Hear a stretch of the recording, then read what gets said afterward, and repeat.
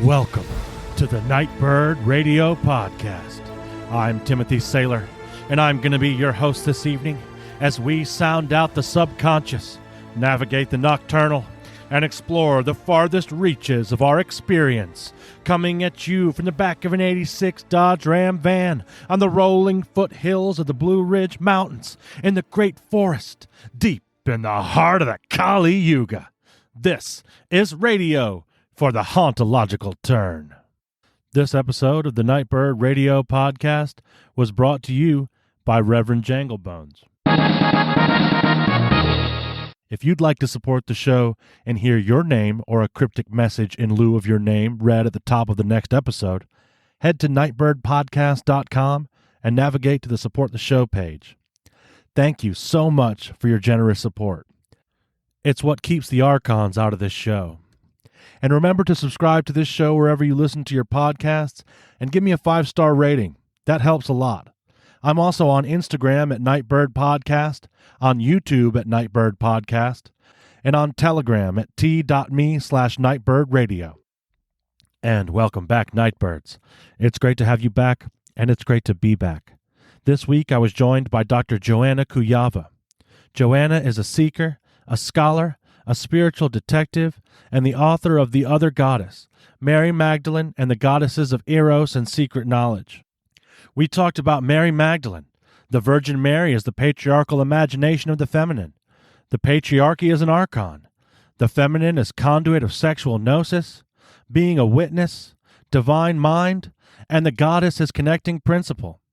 We talked about the power of shifting perspective, the transmission of sacred wisdom through texts, Kundalini awakening, sexual ecstasy and the spiritual power of sex, reincarnation, separation, the spell of forgetfulness and redemption through remembering, the Gnostic Sophia, walking as gods and goddesses upon the earth, and so much more. You're also about to hear me totally butcher Dr. Kujawa's name. But without further introduction, let's get to the conversation. Dr. Joanna Kujawa, welcome to the Nightbird Radio Podcast. How are you doing today? I am well, thank you. Thank you, Tim. I'm so glad to be here. Yeah, So I'm we glad to can have you. I was excited when you reached out to me because I've listened to you on a couple podcasts, and like I was just telling you before we started hitting record, I've been reading your book, and so I'm really excited to get into it. Real quick, do you want to give the listeners just a little background about yourself and what you write about? Wow, it is a big question. It's one of these questions. Go for a job interview. Tell us something about yourself, and everybody is like, "Oh my God!" This is like the worst question. I actually hate that question. So, you can just say no if you like. Oh, okay. So I would just say that. The story is really in the book, in The Other Goddess. But basically, I was born in communist Poland, which was also very Catholic, which is a very strange place to be born. Now I live in Australia and I'm also Canadian citizen. So, I travel a bit and I got interested in, now people will say that I write about the goddess, but I really was a very eager spiritual seeker. And now I call myself spiritual detective.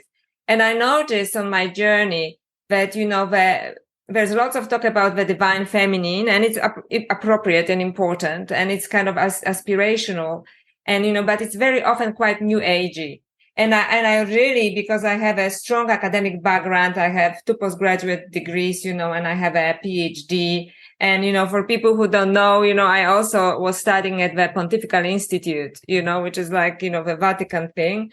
And so I was actually had no bad experiences there.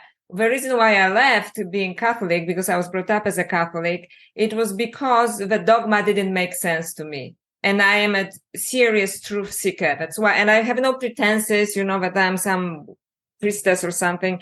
I'm a spiritual detective and I seek truth. And I realized, as I was doing maybe I'll start at the beginning, where my book actually starts. Because, when I was a young girl and I used to go to church all the time, especially where I was born, there are many beautiful churches, Europe, right? And there was always, I was lucky because I was exposed to the divine feminine, because there was always, the Virgin Mary is like the deity in Poland, she's more important than anybody else. But I also noticed that it's kind of unrealistic. That is almost patriarchal imagination of a woman. And just for your listeners, I would like to say, when I speak of patriarchy, I'm not talking about some mad form of feminism. I'm just saying patriarchy is bad for everybody. It's the matrix. It's bad for women. It's an archon. Yeah. Yeah. And it's bad. Patriarchy sends young men to war. How bad it can be. But it completely debilitated the feminine. Even if there was any symbol of a feminine that you could aspire to, it was just this weird mother virgin, self-sacrificial and completely asexual, and you feel like this is kind of weird, you have this weird feeling. And I studied, because I studied Christian theoretical philosophy and so on, and it didn't make any sense to me. And then, in the same church, actually, as I say in the book, I saw the image of Mary Magdalene, which was basically portrayed as a prostitute and a harlot. And now we know it's not true. And I'm telling you as a serious researcher, it's not true. Like even the Catholic Church said that there's no scriptural evidence for this. And, she was somehow close to this great teacher, this is how I like to call Jesus, this great teacher, or maybe an avatar, and then actually, during my journey in the book, I discovered that she is probably a part of lineage of goddesses or priestesses that had a gift of higher consciousness for us. And they were always pushed into the sides in all religions. So it's not only Christianity, like in all religions. And demeaned, and as prostitutes and harlots. So when I had a conversation with our common friend, Miguel Connell of Eon by Gnostic Radio, he said, Joanna, what's wrong with a prostitute? And I said, there is nothing wrong with a prostitute, but it is used as an insult, to women that somehow claim that there is a power in sexuality as well. There is a wisdom in sexuality. So then and then I got involved with Tantra and so on, but like a true esoteric Tantra, I was initiated and so on. And I had very deep experiences. And this is where, the other goddess really talks about that. So I don't know if it's a good introduction. No, it's a great introduction. Thank you so much. And thank you for humoring me with it. You know what I mean? Yeah, I'm really interested in that. The idea that the goddess and also her priestesses, right? Because there is this, like if you read the Bible, I remember reading the Bible as a kid and being like, they talk about the temple prostitutes, and only like later did I learn like, well, those were just priestesses and they just called them prostitutes because it just was a way of like smear campaign, right? Like, yes, exactly. And so it's interesting to me that it happens on that archetypal level, at the level of the goddess, but then it's also something that's happening actively in practice, in history, in society. That's right. And, and what actually bothers me, because some people say, what about the sacred prostitute? And I felt like this is already wrong. You know what I mean? Because they were not prostitutes. And in fact, there are esoteric traditions in all religions, but especially in Hinduism, in esoteric Tantra, in Buddhism, in a completely different form, that actually to use sexuality for awakening, or even for enlightenment. They are very, ancient practices, which now I, through my research, discovered were actually started by, like, in mythological times, so to speak, by some kind of goddesses, priestesses, and we have names for them, I write about it in the book. So the whole thing is, I started to become then conspiratorial, going from like, it will do that. You think like something is just really not there seems working. To be a concerted effort, right? I mean, I know there is an effort, and so I went from this doesn't work for me, the doctrine, Christian doctrine, because I just don't get it. Something is just so missing. But I gave it a good try. I wasn't just rebellious. I just really studied it. I had like top scholarships, and then I had to say thank you. I cannot do it anymore, right? Because it makes no sense to me, and I have to be true to myself and to my, to my own spirituality. So I realized that you said it perfectly, Tim, that there was an orchestrated effort, and I'm not saying that it wasn't done to men. I'm just saying that with women, because I focus on that, to actually demean women who were, would say barriers of like secret knowledge that had some erotic element to this, to completely demean them. And that I found A, interesting, and B, I think they must have really been up to something, these women, these priestesses, these goddesses, since, for thousands of years, whoever they are, up there, down there, they don't want us to know about them, or they want us to think, oh, just some temple prostitute, which is actually a ridiculous concept, right? Right. And so it's interesting that you mentioned like, not that it hasn't been done to men too, but I think that partially, and you get to this kind of in your book, is the fact that if you demean the women, you actually are harming the men. It's like, because there's a connection there, right? So if you're cutting off that source where the goddess flows through, then you're cutting off everybody from that. And Absolutely. It's actually really diabolical, because you can then kind of enlist the men to do this, and then it just sort of it collapses from within, right? Yes, so thank you for actually putting it so nicely, because this is absolutely true. Because and maybe I'll talk a little bit later about the goddesses, but what you said, I think what we need is a strong masculine, and we need a strong feminine. Because these are like mirror images of each other, of different aspects, and you cannot have a balance and harmony in this beautiful universe otherwise, and somebody's actually playing this kind of gender thing against us. This is what I would say. And there's this beautiful, actually, Dr. Celine Lilly was looking into the Gnostic text, the rape of Eve. And she was saying that at the end of this, Adam and Eve, they both, in the Gnostic version, kind of decided that they are going to stand up together. And this is what we really need to do. So I believe that my job, when I was looking at the different goddesses giving us, this higher wisdom, and I'll talk about the imagery later if we have the time, and mythology behind it. This is what we actually need. And I think that some people misunderstand it. They say, like, women are going to save the world and so on. And I really don't think so. I think we have to do it together. But what we have to do, we have to remind the feminine what it was meant to be, what was perhaps in some archetypes manifested in the archetypes of the priestesses and goddesses, and some women, because I look into this in the book, some women who follow the archetype. And, and this is the archetype that were diminished. So we need both. This is what I'm saying. And with the moment, what we have, and it is not satisfactory for men or women, for an evolved masculine, let's say, right? Right. It's not satisfactory, because what we have at the moment in majority, women are, put into one category, like the divine mother, it's a sacrificial, she's a mother of your children. And, and then, I'm sorry, because I talk about sexuality, and then eventually you have no idea how many women or men, because I have many male friends, tell me, I love her because she's a mother of my children, but, actually I'm attracted to 10,000 other women. Because, this relationship based on just this holy mother, it has puts pressure on it. It puts a lot of pressure on it. And that's something pressure on it. And you have to be a particular way as a woman. And as a man, you can relate only in one way to this particular archetype, because it's not a full archetype. Right. And another archetype, the feminine, is for centuries and centuries, because of a suppression, was, actually what I talk about is the toxic feminine, which is basically the woman who had to learn how to manipulate to survive. And, and I think if we are honest about it, and I believe that every spiritual seeker has to take responsibility. You take responsibility for your own growth.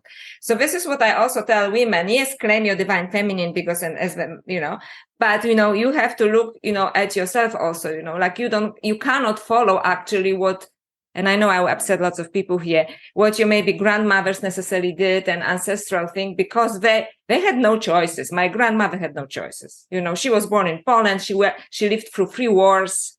She had no control over how many children she had, So you do certain things to survive, right? And sometimes it was to manipulate, your man. Because, your survival depended on your man. And this is very unhealthy dynamic between the masculine and the feminine. And then there is this feminine that, is basically a masculine in a dress, right? And then something, I'm not saying it's wrong, because some women may want to be a shark, want to be, a CEO or something, and that's perfectly fine. But something then is lost in the feminine again. You know what I mean? Like, we don't actually claim the full feminine, and there are archetypes for this. And the only feminine that actually was allowed some erotic power is in Hinduism, and it is the goddess Radha. But, she's very cute, and everybody tells me she's their favorite because, she's so in love with Lord Krishna, but she's very submissive. She just waits for him. And she's like, oh, baby, I'm always ready for you. You come back whenever you want. And it's so funny because, Krishna is always portraying playing flute. So he goes around playing his flute, and she's all wherever he goes, she doesn't mind. She just waits for him, So that's another evolved archetype. There's one evolved archetype in Hinduism, which is goddess Sundari. She can move between different dimensions. She's in full possession of her sexuality. And, actually her full name is Lalita Tripura Sundari. And I like to repeat it 3 times. Lalita Tripura Sundari, Lalita Tripura Sundari, because it actually makes you ecstatic. It's a form of mantra. And, and her laughter was so sexy that it brought mango trees into spontaneous fruition. Imagine what it did to men, right? Right. So, yeah. But she too is the mint now. So this is her original archetype. But now, kind of very special, massage parlors are called Sundaris, So she's the lowest version of it. And her gorgeousness, and as a powerful gorgeousness, was forgotten. So women have to take responsibility for their own evolution, as not as this kind of new agey feminine, but be real also about your sexuality and about your spirituality. And men have to honor that part, but my experience with men is that men love to have a woman, not a, horrible person, but a woman who has a spine, and who tells him, you crossed the line here. That's not right, So, right. So we have to honor each other. This is what I'm saying. Not through manipulation or not through aggression, like maybe some men do, right? Because you are physically more powerful, and women through manipulation. This is where we are at the moment is completely unhealthy. This is what I'm saying, right? Yeah, no, I absolutely in agreement with that. Yeah, while you were talking, it made me think of something, and I think I mentioned this to Miguel, when I had that conversation with him on that episode. And what you were just saying kind of makes me think of this, is that it's like, well, I said it in a way that I think often, like Sophia, the goddess, is broken up and kind of split into all these parts, and like in that way is hidden, right? So like there's the mother, and you can only be the mother, and then there's like the sexy one, you can only be the sexy one, and then there's like, so you can't be you can't have like a multifaceted woman. It has to be like, you can either be this or this, kind of like you were just saying. Again, I can just see it playing out on the archetypal level, right? Like the same thing that has been done there has been done to these goddesses. You're absolutely right. You're absolutely right. And that's why, how can we, men and women, have a healthy relationship when, you have a split in your head, like for both men and women, you are this mother, or you're the sexy one, like you cannot for some reason be both, I don't understand why, right? Yeah. And it's a fracturing. It's almost like a projected schizophrenia. Like, yeah, it is.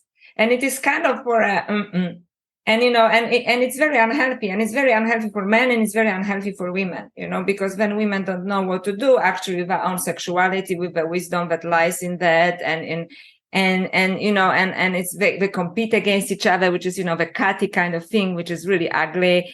And so we actually, I always say, we have to take responsibility for what we are becoming, and it goes for both women and men, and it's not enough just to rage against the past, like let's, the past is a past, I just like to focus on the fact that there were archetypes that were, not fractured, and that they were suppressed, and they obviously have some gift to humanity because otherwise they wouldn't be suppressed. So, whoever the archons are, they just don't want this. They don't want women to evolve. This is what I would say. Because then there is this kind of eternal war between the masculine and the feminine. And that's not, this is obviously what they want. I don't know the agenda, but, otherwise they wouldn't suppress it, right? Well, it seems to be like the MO, right? It's like a destabilization, kind of the same thing that happens in like a lot of different arenas, right? So you pit left against right, women against men, black against white. You want everyone, and this is just like a game of think like an archon, right? Like you just want like to shake the jar of ants so that they fight. That's right. And my practical advice for this is, and I'm actually, I'm nobody to give an advice, but advice to myself, let's say, when it was going on and it was actually intensifying during, the lockdowns and, the pandemic or whatever, that was, it was basically do not get, because, I went just crazy researching everything, right? Like who is right, who is wrong. And then I dropped it. Because it's unfortunately, I reached the conclusion it is impossible to know the truth about this thing, because it's just so, so many fingers in that pie. You know what I mean? Yeah, totally. It's so charged. I said, that's right. It's so charged. So I decided just don't get involved in this discussion. Sometimes the highest choice, it is just see the chaos unfolding and see where it falls. And don't be pulled into this, because then you add energy to whoever is doing this. Yeah, I had the similar experience, and I got pulled into it for and this took me a while to see. Because I was diving very deep, and you can do that. That's fine. And I'm just as much of a conspiracy fan as anybody. But like it is very easy. I think like sometimes the psyop is like a meta psyop, right? Like, and then I start to think that everything is a psyop, and then I start to get paranoid, and then I start to, and like you said, like the best thing for me was to kind of pull out and take that wide. Yeah, that's right. So I can give you maybe from first Star Wars, because it's the only one I enjoyed, but like then I think it became a complete nonsense. That's my private opinion. But it's a little bit like Obi-Wan Kenobi, he's still, that's why he can actually like, he's in control of the elements, because he sees what's going on. And even if he doesn't understand everything, he doesn't lose his poise, so to speak, right? And I think this is a fantastic opportunity for us, actually, to do not lose your poise. You see just everybody going crazy. And even if you can master even some compassion, because what horrible ignorance is it, right? To get actually pulled into and losing energy, and giving and by losing your energy, you're giving it to someone else. Yeah. So this is just like, if you can just move back, from this and observe, be a witness, this is what I have learned also from, for example, Hinduism, witnessing is a very good meditation. You can witness with your eyes open and you see, the madness unfolding in front of your eyes. And of course, this is very challenging, right? Yeah, absolutely. To be able to have equanimity is it's a high attainment, but very fruitful if I can like, and sometimes I can only get there for a second. You know what I mean? Like I'll have a time when I'm like, oh yeah, I can totally see. I'm able to see right now. I get it. Like I have compassion for everybody. Oh, like this person is doing this. Oh, they're just afraid. And then like maybe 15 minutes later, I'm like back into the shit. I can't take it anymore, right? Right. And we have a tantrum. It really is like a constant balancing act, right? Yeah. So it is like that. So if you and we are human, and actually this kind of moments of witnessing is actually, as you said, high attainment, because this is like you align yourself at eternity. You are like, the mind of God, God or divine mind, and you just observe what's going on. Right. And that's and it's also recharges your own energy. And you see also that a game is being played. And why would you be a part of a really bad game, but nobody wins in this game. Or and why would I take a game too seriously? Yeah. And flip and flip the board, because that's what I did when I was a child, Yeah, that's right. I just want to play the game well and just like have a good time. That is a really good way to see it. I think actually that's like a really good barometer of when am I taking myself too seriously? Is always a good question for me to ask, I think. And what I learned from esoteric tantra is also, they say it's a play of consciousness. So it's in a way, it's an adventure, so right. It's nice to be caught up occasionally in an adventure, but sometimes, you have to make choices, and, hopefully they're not just conditioned choices, because when you're just in the same adventure, then it becomes a loop. It's not an adventure anymore, it's just a loop. You're going through the same. Well, yeah, like when my actions become compulsive, this is actually something, and it's interesting because like a lot of the stuff that I was reading in your book really reminded me of things I've learned from recovery. And I talked about that with Miguel as well too. But I think it makes sense, because a lot of that is taken from there's a lot of influence of Gnosticism and Eastern philosophy and other esoteric religious practices in a lot of like the 12-step stuff.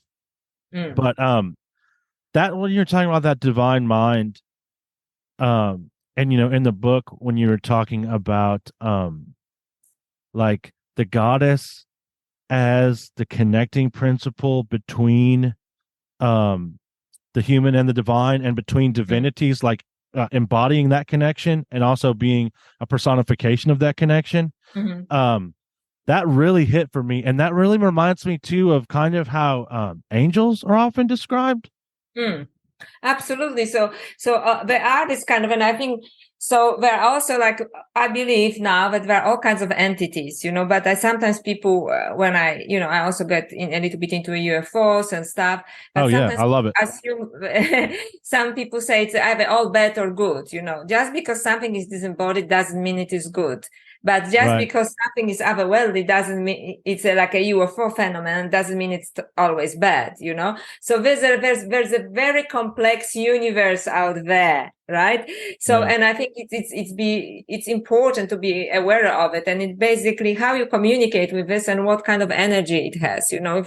So it's really. You are in control, It's like, and any higher energy will respect to what degree you want to have a relationship with it, so to speak, right? And I think that yes, in all of these esoteric traditions, women are portrayed exactly as this connection, and that men can have this connection. But I also in esoteric tantra, if you don't mind telling me, it is that especially if it is coming through sexuality, it is almost like a man starts up a woman, she has the mega Kundalini experience, and we can talk about it, and it spills back to the man. So it is like a circle that they need each other, so to speak, to get there. And if any part is disrupted, it just doesn't work, right? It just doesn't work. So almost like the woman in many esoteric traditions is, because of her connection with energy, because of, different things, is basically this kind of a plugging point, and it suddenly sounds very Freudian, and I didn't intend it this way. But there's a connection. No, it works. There's a connection between the body and the divine. You know what I mean? And this connection was broken because a woman, or the feminine, was completely disempowered. And turned into, we spoke about it. And if you don't mind, I just want to say, as I mentioned in my book, that when I was in Jerusalem and I was in an Eastern Orthodox church, and I saw this image of Mary Magdalene standing with her hand extended, and she has an egg or something in her hand and giving it to humanity. And I know the medieval story, which I think is, just a remake of a much more ancient story. So I will not go to the medieval story, although it sort of hints at certain things. But what I noticed there, that Mary Magdalene, this is how I got to this conclusion, that Mary Magdalene was so far the last in the line of his goddesses, or priestesses, however you want to call them. And the first one in the Western tradition that I know of is goddess Nimna, which, people who are into Anunnaki know, right? So goddess Nimna, and how is she portrayed, on the stone reliefs? So she sits there, and in her full power. She has a sun over her head, actually, not a moon, but a sun. So she's a solar power in this representation. She has a upright serpent behind her, which could be esoterically interpreted either awakened Kundalini energy, because upright serpent is awakened energy, and coiled serpent is unawakened, which means is waiting to be awake, right? So she has awakened Kundalini energy, or it could be a DNA, because it's like a helix, like right. Yeah. And in front of her, there's a man sitting on the throne, and she's offering him, like Mary Magdalene, this kind of fruit or something, like a higher consciousness. And between them is the tree of life, which is a representation of passages between life and death, and also moving between different dimensions. It's called axis mundi, which is basically like the portal to the higher consciousness or other world. Very important image, and somehow it comes that this feminine power is giving this awakening, this awakened serpent that is behind her. And she's giving this gift to humanity represented by man. And, this tree of life is just next to her, which is really a portal to higher consciousness, or otherworldly world, any way you want to think about it, right? Because as with UFO in experiences, and Professor Diana Pasuka did it beautifully, you can take it as, okay, there's a spaceship landed in my living room, or maybe it is an interdimensional spiritual experience, right? Yeah, I love her book too. It's great. Yeah, I love her book. I think she's a complete genius. Yeah. Yeah, it blew my mind. A lot of a lot of stuff in there it's still like rattles around in my head, like. Mm-hmm. And a beautiful writer. She's done it like an adventure story, Yeah, like totally. Normally can't write, but she can write. Okay. Yeah, highly recommended. American Cosmic.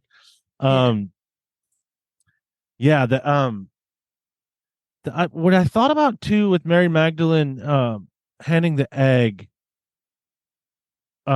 was the idea of it was Sophia that put the divine spark into the humans. Like, the archons made them, and they kind of just like didn't work right. They just kind of like flopped around. They didn't have the spark of divinity. Yeah. And just in the Gnostic, going with the Gnostic stuff, because that's my wheelhouse really. And it was Sophia who kind of like secreted the spark into humanity. That's right. And Sophia, because actually many Gnostics believe that Mary Magdalene was a representation of Sophia in Jesus' life. So, and goddess Nimna, so that's why I think they're actually one and the same person, maybe even, showing up itself through different times, or reincarnating, or, the same energy, because the Nimna is doing the same. She's like, this is the gift, take it, this is the way out, so to speak. And not only way out, because it's not about escapism, it is about like, complete enlightenment, reaching higher levels of consciousness. Because I believe that we are trapped. Well, if we are trapped, it's not that there is something wrong with reality. It's a level of consciousness that sees the reality in a limiting way. And once you work on your consciousness, and this is what all of this esoteric teachings of all traditions teach you, your reality expands. Right. Because suddenly you have access. And in the meantime, it's a cage, because your consciousness is at the lowest level. Right. It's a perspective thing, I think, a perspective shift that occurs for me. Correct. Because I can just speak from my experience that I did used to have the experience that this existence was a prison. And so that was one of the reasons that the Gnostic stuff like really kind of hit with me, was like, oh yeah, this is like a prison. I get it. Like, we're trapped. And and all these terrible things happen. You know what I mean? Yeah. But now I've since come to see that like within me is the power to transform what I believed to be a prison into a paradise. And all it takes is really just seeing it in a perspective that's different. But to do that, I need that divine wisdom. That's right. You need Gnosis. And however, gnosis can happen gnosis can happen in any way. So if you're a serious spiritual seeker, you just stay open-minded and open-bodied and open-hearted, Yeah. So I just can only share that when I was initiated to this, esoteric tantric tradition, and I'm not talking about the sexual experience yet, but, when I was actually formally initiated, and it was just basically a touch on your forehead, by somebody who goes through rituals and, is giving the energy to pass it, to awaken your own energy. I actually it was such a dramatic awakening. I actually had a space like collapsing on me when the room became like infinitely, big, like I was, and it's just an energy is moving through your body, and you realize that actually, this is just a construct. And we are conditioned since we're born to this construct and believe that this is what it is. And recently, after I already published the book was published, and I mentioned, the Gospel of Mary Magdalene in the book, and, go through the basics of it. Now I studied it, as a spiritual seeker, not as a scholar. And this is what Mary Magdalene teaches in an extremely convoluted way, like all esoteric works, Yeah, right. She actually teaches ascension, and an ascension through expansion of your mind, and what you have to let go of, and what you have to do. And this is what it is. And initiatory experiences, give you this. And sometimes you have spontaneous awakening also, and as I said, it doesn't necessarily, it can happen through, and I just want to say, many ways you can get initiated, it can happen also through sacred texts. So because it's lots of work and it's not for everybody, but we often forget that the esoteric texts, especially, maybe it can happen for people with the Bible, I don't know, but for me it didn't, because the message didn't make sense to me, right? It's so edited and watered down, and yes, and I think it's written from the lowest level of consciousness, and that's why I think that the Gnostics were completely right when they said that Peter was not too smart. The highest teachings were given to Mary Magdalene, and this is what they talk about.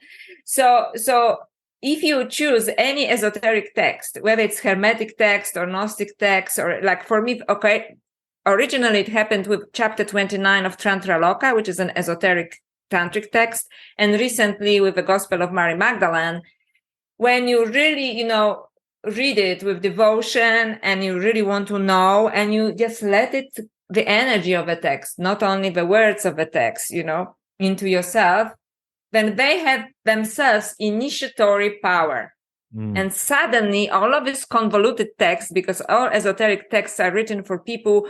So I thought, like, at the beginning, I thought they were written in such a convoluted way because it was a secret. Now I think that they are written in a convoluted way because they want you to commit yourself to this text. And if you do, the text will enlighten you, energetically will enlighten you. So if you do it, suddenly you understand. And I was reading, like, for example, chapter 29, that like even scholars don't know what it says. And then now Gospel of Mary Magdalene, and I know exactly what they say. And I thought, how come, I read it 10,000 times, and I thought, like, what's going on there? Because of your commitment, and you are being rewarded, so to speak, for your commitment. And now, the text rewards you. So this text actually have almost like a spiritual magic about them, but you have to, you have to experience it. Because if I think that's a great way to put it. Thank you for sharing that with me, because it's like, okay, because since I can't really pass on the gnosis just by telling you, you have to experience it for yourself. But if I sort of coax that experience out of you by writing it a certain way, then it's kind of being it's almost like, are you committed enough? Do you really want to know? Because if you just want to read, or you just want to be an academic, or you want to be like a spiritual teacher, because lots of people transfer the earthly ambition to spiritual ambition, and they think they're hot, because they don't understand something. But then this is all you get out of this, and which means nothing. But if you like, okay, this is like an enlightening text. This text has an initiatory power, and I experienced it with two texts, right? The esoteric Hindu tantric text and the Gospel of Mary Magdalene. It's suddenly, like there's a Hollywood movie moment, when you suddenly it has sparkles around. It just the sparkles are in you, and you suddenly said, now I get it, and it is there for me, but it is because I climbed the ladder of my own consciousness, through reading this, and meditating upon it and giving it my time and energy, and then it rewards me almost. The text has the power. This is what I can say.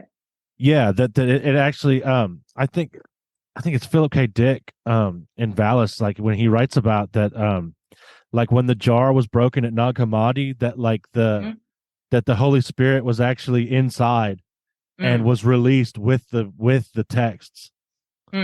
Absolutely, and the Holy Spirit, or whatever it is, because Holy Spirit is a very kind of Christian concept, right? But it's and the Holy Spirit is also like a defeminized version of Sophia, right? So like that's right.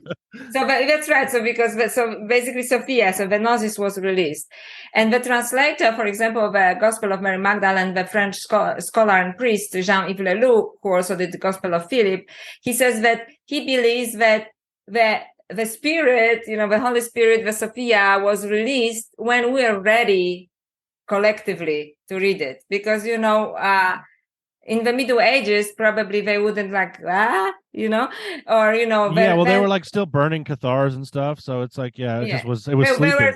There were seekers, but, they were, and they knew, but that's why they were prosecuted and persecuted, right? Yeah. So, but I'm talking about larger collective. And there was an institution, and in fact, several institutions that, didn't want this to spread.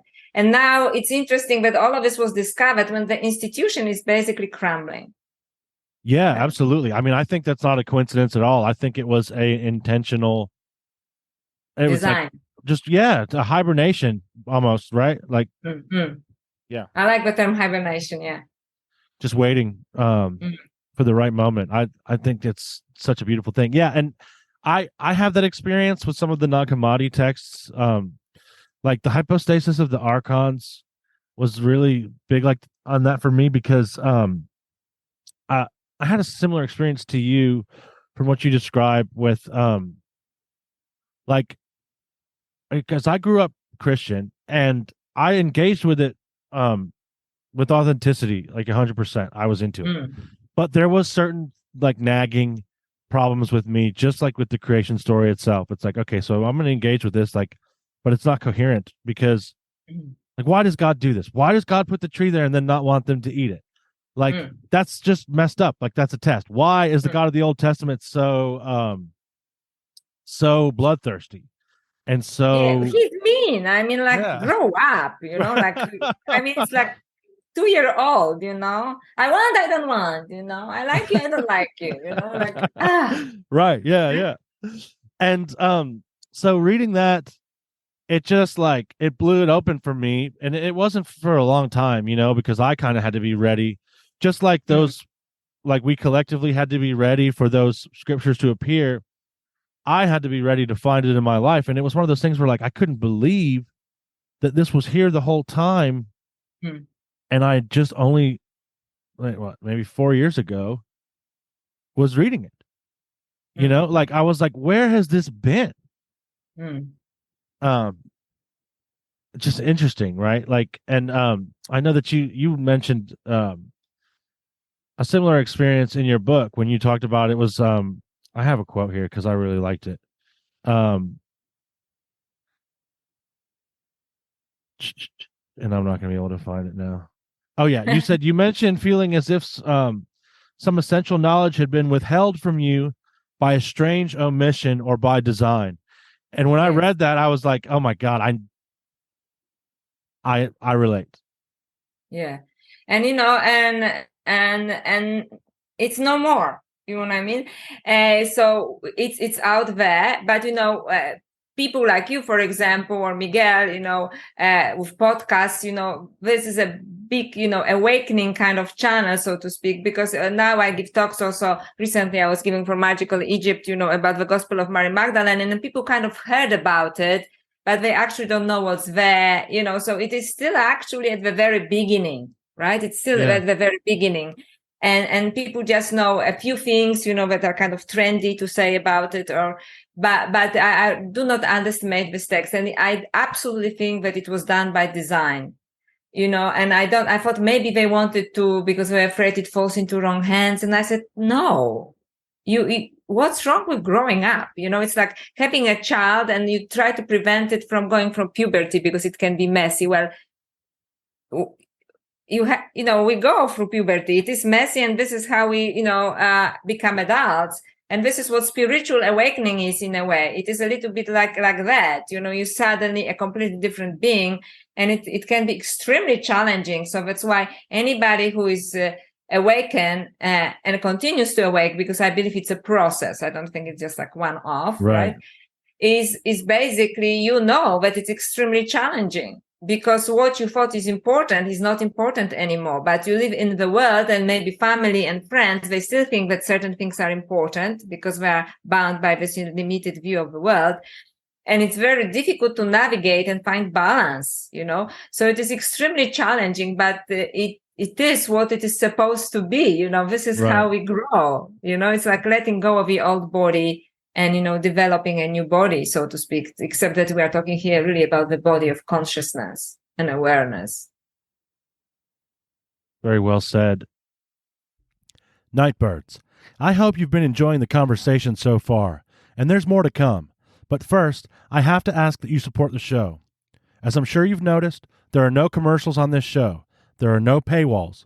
You get everything up front. For there to be free dialogue, I think it must remain uncaged by the interests of advertisers. But Nightbird Radio does cost time and money to make, and your support means I can spend less time delivering pizza and more time doing this. That's a win-win. So that's why Nightbird Radio is a value-for-value podcast. I hope you found value in this show, but I can't and won't dictate how much. Only you can decide that. But what I can do is invite you to take that value, turn it into a number, and head to nightbirdpodcast.com, navigate to the Support the Show page, and donate. We're also listed on podcastindex.org, which means you're able to send Bitcoin via the Lightning Network using your favorite Podcasting 2.0 apps, which can be found at newpodcastapps.com. I also accept services and dry goods in trade. There are many forms in which value is stored, after all. Email me at tim@nightbirdpodcast.com for more information. Sponsors will get a special mention at the top of the show. Thank you for your generous support. Want to hang out with other Nightbirds and Soapheads? For only $5 a month, you can gain access to the Polytechnic of the Numinauts, a private Discord server for artists, animists, and searchers that brings together the Nightbird Radio and Soapbox podcast communities. Just click the link I've provided in the show notes to get started. Now let's get back to the conversation. It's easy to rest on my laurels if I let that happen. Okay, yeah, I found it. I'm good. Like, I got it. Like, at that moment, I'm in peril. That's right. And you're in peril because the divine consciousness, whatever it is, okay, so now another level, right? He says he's ready. Let's turn it up, right? Yeah, right. And I think, and it is like climbing this ladder, this is like, I don't know, Jacob's ladder. I don't know. It is exactly that, so what you say, I've got it, and there's yeah, it's a challenge. You're ready? Okay, next adventure, right? Yeah, right. Totally. Which, Next step. in some way that's like you said, probably how it's supposed to work. I think that like I came here to experience this. That's right. And I read somewhere that somebody said it was really nice. but treat it as an initiation. This difficulty, this challenge shows up in your life, and this is your initiation. Are you going, and this is what I'm saying in my book too, are you going to act from your habitual choices because there is no growth in them? You just, go in the loop and you say, oh, why am I stuck? Because you make the same choices. Right. Yeah, totally.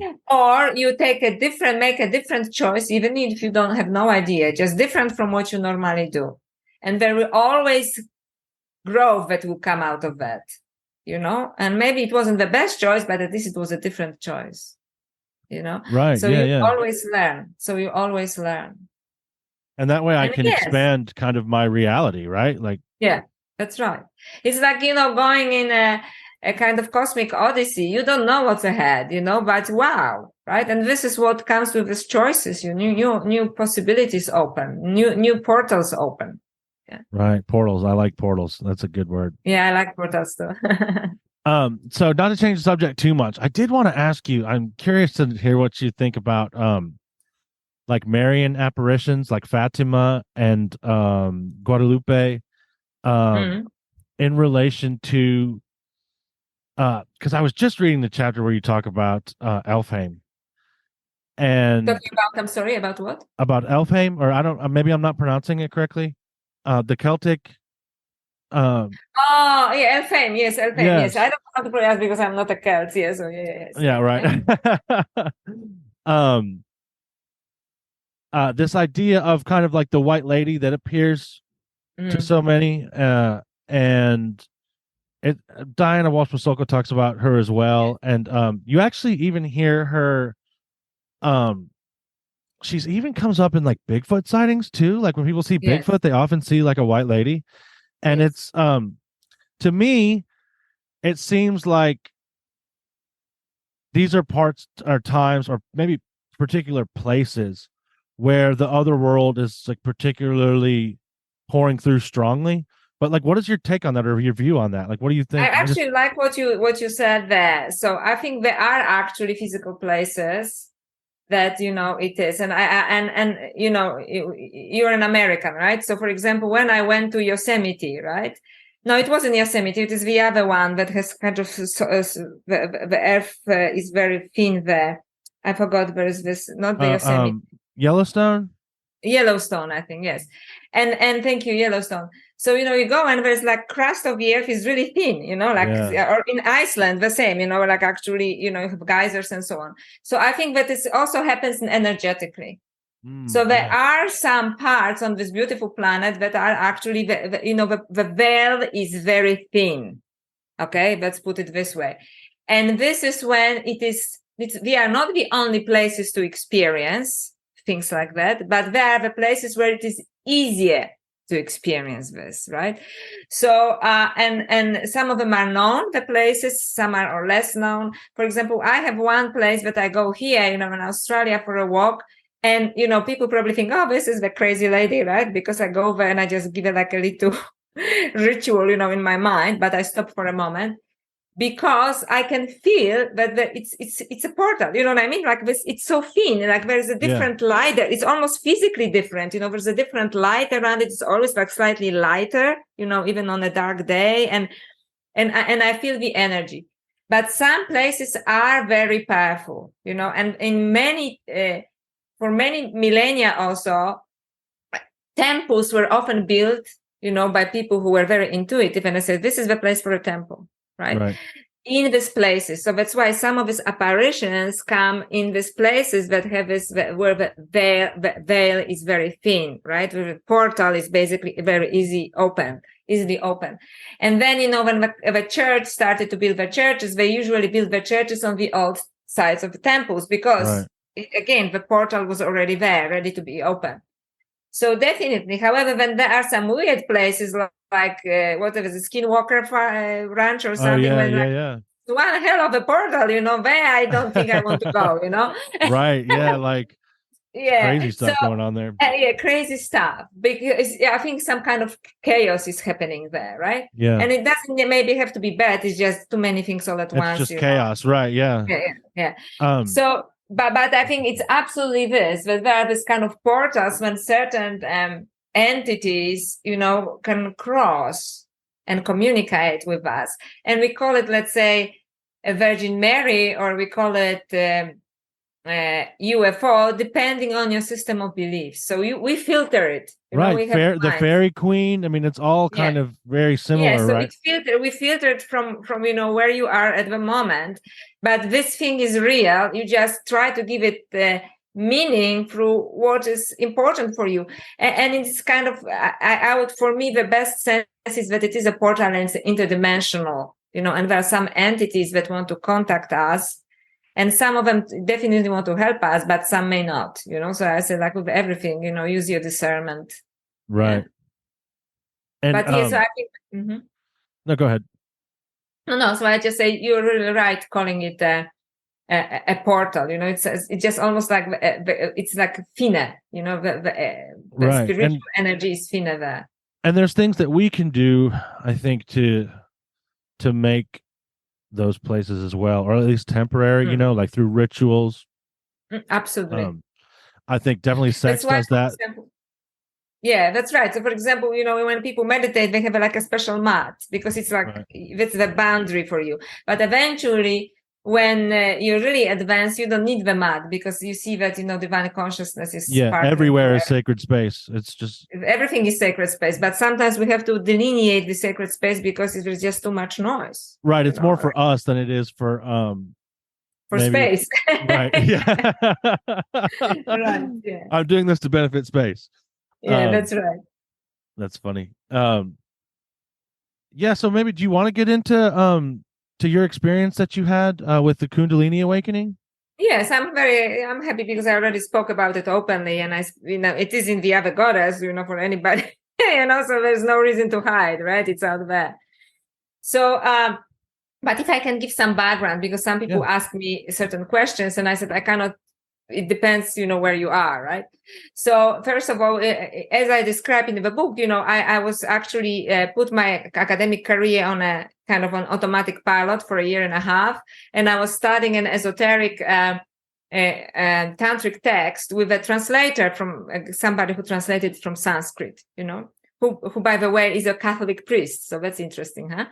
And and I was also there was me, him, Tibetan monk, and another Swami, and it was just reading the text. We didn't do any funny stuff, right? And for 1.5 years, and it's extremely esoteric, convoluted, and it's just like even if you translate it, you still don't know what you do it, But I did it with devotion, okay? And I could start it eventually to feel the energy of it. I don't know if they felt the energy. I felt the energy, and this is again maybe the role of the feminine. And this three, they were all basically renunciates, one from Buddhist tradition, one from Hindu, and one with Catholic priests. And they somehow understood that my presence as a Shakti, so to speak, as the feminine was absolutely unnecessary for the process. They just said, like, cool. It's not, if I am not there, it's not happening. And it's not me, it's just the feminine energy, right? Right. Because as I said, I never say, I'm special in any way. It's just the energy. And, and after one of these meetings, I was going home and I actually was dating very casually someone, which was very unusual for me. Okay. Because I was getting over, and you know how you do it when you're young, I was getting over a serious relationship and, and just things happen, but, we like each other. And, I was just completely not attached because I was just like still getting over somebody else. And, and he was waiting for me, and things basically happened, right? Sexually happened between us. And then I maybe discussed, so I'm saying that it was not a serious relationship. And somehow in esoteric tantra, they tell you that you have to, it's not that it cannot happen in a serious relationship, but when you do this, either it is spontaneous or you focus on the process and not on the relationship. You understand? Because relationship has a certain baggage, has goals, and so on. So you just want to, you focus on the experience. Or like I believe that the text granted me the experience, the initiatory power of the text. So what happened, so during a sexual encounter, I suddenly had the awakening of a Kundalini energy, which is basically this very, normally they say it's subtle, that was really powerful, at the bottom of my spine, and it started to move into my heart. And explore, and it's very weird feeling. So it depends to whom I give an interview. It is basically it is like you, but it's either it's some ancient wise you, or it's maybe like an even different entity. But I think it's you. Yeah. It is just like you if there are no boundaries. You know, you when you are limitless, right? Because it's so much wiser than you, and you feel it. So it's not just, and people say, how do you know it's not an orgasm? Because it is very intelligent, you know, you just feel this wise, powerful, like, oh my God, energy is moving along your spine. And it exploded in my heart, you know, and we stopped because it was so powerful, you know, and the man, you know, and I actually lit up as a bulb, you know, like there's actually physical light around me, like they show, you know, on some figures, right? Religious figures. And the man started to feel it then too, you know, like it spilled on him. And he was just like, fortunately, he was spiritually aware, you know, because he says, you know, like something is going on here that is out of normal, right? Because, you know, here I am, you know, like in this light, which just comes from within my body, and gives him bliss too, you know, like it spilled on him the bliss and the light. And then the energy started to move up my throat and up to my forehead. And then it paused for a moment, and I could feel it that it was making up its mind. You know, am I going to get the full experience, or just maybe that's enough? And it exploded completely, you know, and suddenly the whole reality was like sparkles of energy. Okay, so it was complete bliss, you know, and they said that, you know, existence is actually bliss when, you know, you can get to this point of, and, you know, it was sparkles of energy, and there was nothing material around me. Like everything was like, not like sparkles, you know, in Hollywood, but basically like energy, like particles of energy. Yeah. Okay, like I had no concept of being material or anything, and I was one, like I was not separate from this energy. I was just like a slightly more condensed version, you know, of that energy. And, you know, and then like weeks and months of complete bliss followed. So not just like walking on air after like great sex or something. It was just so profound, you know, and the man was aware of this too. And especially the physical manifestation, what was visible to you know, the man, right? And it just happened by itself, right? It's just like that sexual experience that initiated it, and then it's just the energy started to move itself. And it possessed its own intelligence. And it was just completely, you know, possessed its own intelligence. So I had a sense that it was me, but it was also not me. It was just so beyond me at the moment. You know what I mean? But it wasn't like a alien body entered me. No, it wasn't like that. It was me. It just like, as I said, like a much more evolved version of what I am. Right. At the moment. Yeah, like you're feeling a higher level of, or if that's a framework you like to use, I don't even know. It's not even higher level. It was just like, there's nothing you can compare. It's not like I'm a bit wiser or something. It is just almost foreign, but not foreign. Let's put it this way. Somehow you, but foreign at the same time. Interesting. And it was a very positive experience, I must say. It was a very positive experience. So it wasn't a scary experience. And I think although this kind of things can be scary, because, you know, things sometimes can go externally out of control in your life after that, you know. But what I'm saying, that if you don't mind, because I was also talking with Professor Kripal, you know, because he's into spiritual experiences, and like Diana Pasuka, he's also interested in UFOs. So I think that, and I don't want to insult anybody who had that experience, because I'm sure they are real. But I think that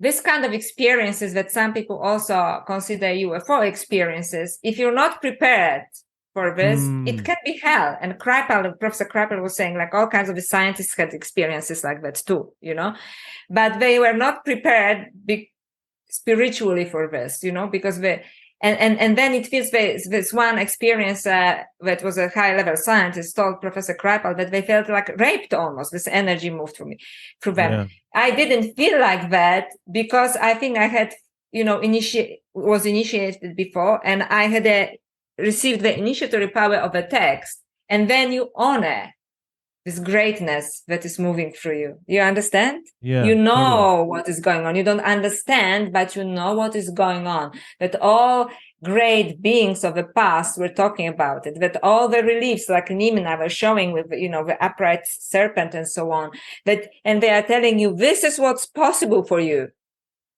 So instead of being scared, embrace it, because I had lots of people who had a Kundalini energy sexually or not, they said, take it away because, my life is chaos now, because they hold on to the old.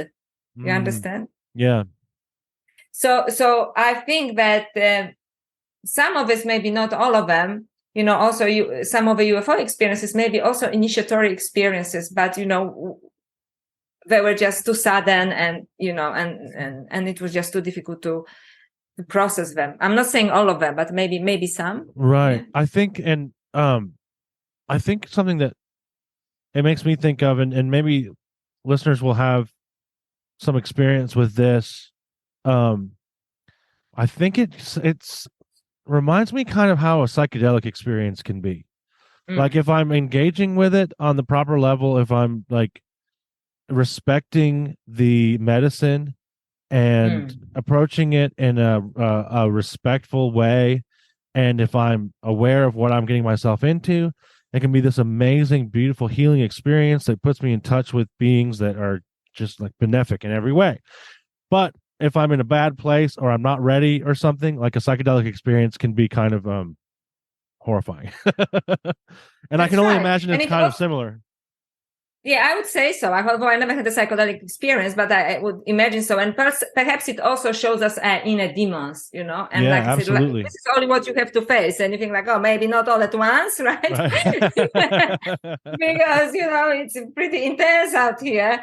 Yeah. But I would say that although I never had a psychedelic experience, this is exactly what you're talking about. So it is also like whether you approach it with fear or not. Although there are plenty experiences of awakening of Kundalini energy. When people are not ready and they understand. So, for example, I spoke to one woman, it was like early 70s, when people did lots of other stuff, right? And she said that she had this experience, but she says it was during basically she was like high on drugs and they had sex and suddenly they had this experience. And they were not looking for any experience, it was just sex, drugs, and rock and roll. Right. But the experience was so strong and so powerful that they understood what happened to them, almost like it's just that through what was going on sexually and also psychedelically, they're being open to, to something else, right? Out of this construct that we carry around ourselves that is called, the cage of our reality if we, don't make changes. And I've had similar experiences, and I kind of want to say I've had this experience during sex too, but I didn't have a container for it, so I didn't understand what was happening.